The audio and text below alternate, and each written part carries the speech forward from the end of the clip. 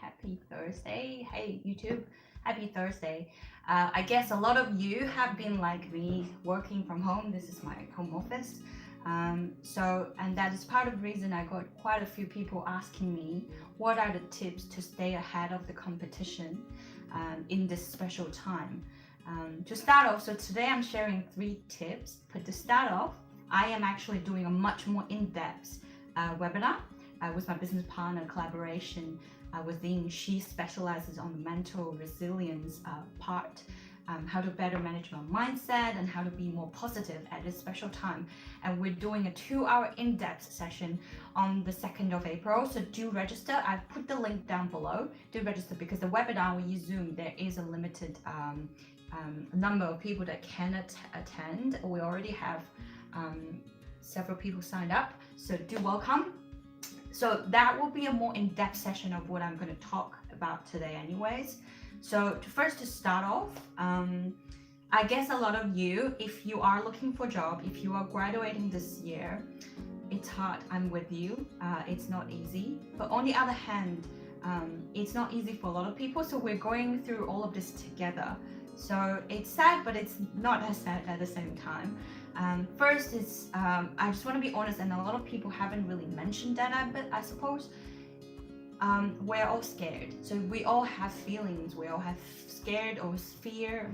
There goes my dog.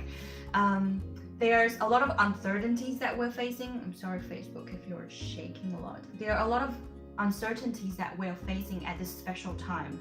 And there are people who are having a substantial reduced amount of jobs, much less income, couldn't get enough groceries, and there's just so much unsafe feeling for the future, right? Financially or work-wise. And we're not, let's acknowledge that feeling. It's very normal. You are not alone. A lot of you may feel, a few of my clients talk to me saying, feeling really unlucky or feeling really sad that they have to go through this, so worried.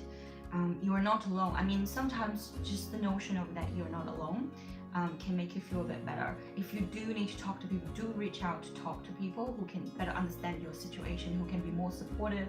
And even if you're isolated at home like I am, still maintain that social bond, that social interactions in a healthy way online. That's just a little bit of house cleaning. Put it out there. Emotional well-being is one of the most important things, and mindset is one of the most important things, fundamentals for all the clients and everyone that I work with, that I care about. So I want to put that up front first. So let's move on to the 3 tips of things that we can actually take action on to make yourself stand out, make yourself stay ahead of the games, or make yourself still be that good candidate among this, or a good employee among this special time. Another thing I want to stress is, as you may know, I am of Chinese heritage, and the word crisis in Chinese, which I really like, it's a combination of 2 things. One is crisis, and the second one is opportunity. So it's a crisis, it's danger. Like one is danger, one is opportunity. So within danger there lies opportunity. I'm sure you have all seen that everything has kind of been pushed to happen online, and that is creating a lot of opportunities and creating a lot of employment opportunities or potentials for people out there like you and me. I personally, I got friends even sending me that speed dating events are going online. And last night I was part of a bachata dance, a Latin dance. I did that for an hour on a virtual online class. It was really good fun. And you have seen gym classes going online.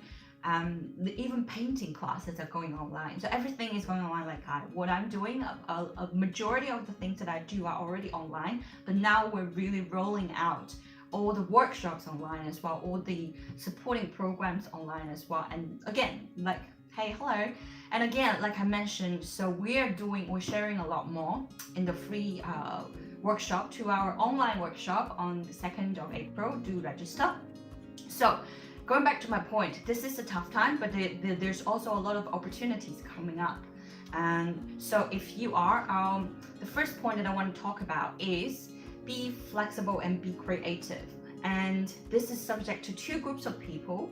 The first group is if you're looking for a job, be ready to be flexible in terms of the job titles that you're looking for and the way that you can get employed.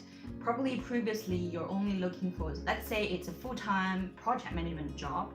Now you may want to be flexible and start looking at jobs like casual, part-time, project-based, even contractor jobs. Hey Michelle. So be flexible in that way, and also be flexible in terms of the job jurisdiction as well. You may start to look at, say, project coordinators or project officers or project assistants, or anything that's related to what you're looking for. May not be the exact same job title as what you were looking for before, but these other job opportunities may give you more chances of getting hired, right? So be flexible, start to widen the scope of your job search. And for people who are already working, I understand you must be under pressure that already have, given that Qantas already said 20-30% of the employees, 20,000 people have to go. I believe there are one of my clients is working for Virgin Australia, and she is a graphic designer. She was specifically only just handling the designing for the website, e-commerce, but actually she's capable to do more designs of maybe the internal magazines or maybe the email newsletters, how it's designed, how it can go out. Do expand and do think from your employer's or team's point of view. Think about things that's outside of the scope of your current job description that you can actually do. In that way, you are adding more value to your team. In that way, you are more employable, and it's harder to get rid of you because you are really offering a lot. So start to think about things like that too. What are the other things that you can actually help your team? What are the other things that you can actually contribute to your company? Or even if unfortunately you have to leave your current job in the same industry, in the same sector, what can you actually help, and what else you can bring on board as an employee, as a combination of skills and experiences. So one action for that is, if you are looking for a job, I urge you to prepare your cover letter. So I'll give you one statistics. People, when you apply on LinkedIn and Seek, people who have both resume and cover letter have a 10% higher chance of employers opening their application, whereas people who only have resume has a 10% less. However, having said that, I always told my client resume is the most important thing. But now, as a special measure, having that cover letter as a bonus, as a plus, it's something that's gonna gear you more up for your job search. Again, cover letter is something that you are basically explaining why you are a good fit for this job. It goes back to what I was saying. Think about your skills, experiences, examples that may make you a valuable employee for your future employer or current employer. So that's the first thing that you can do. I would summarize that: be flexible and be creative. By be creative, I'm talking about everything. As you can see, we have to come up with solutions. Even things that was very physically based, like dance classes, they have to go online. Very physically based painting classes, they have to go online. Try to think of creative solution for your employer to the extent that you can, so that again, you're helping your employer to solve their problems, bringing more revenues in, bringing more benefits in, bring more cash flow in, so people can survive. Because what's struggling most is the small to medium businesses, where they cannot really operate, but still they're trying their best to pay wages to employees. So think on their feet as well. Point number one. And then point number two, prepare for virtual interviews. Actually, I'll expand on that. Prepare for all virtual online job application ways. How do I mean by that? Do refer to one of the videos that I made on our YouTube channel, Career Journey Professional. There's one video I made, how to win the e-recruiting game, which is talking about all the processes that's involved when you are looking for job online. That's including all the assessments, that's including sometimes you may have to answer questions or having back and forth conversation with robots, which is artificial intelligence, which are nowadays being employed as part of the process for selecting the right candidate. So do have a look of that video, which is going into more in depth. But however, here, virtual interview, there are different types of virtual interviews. Some of them are just pretty easy. They give you one question, you try to answer that by recording your own answer, facing a camera like what I'm doing. Or it could be actual live interviews with you and the employer, with you and the HR manager. Could be a combination of those people.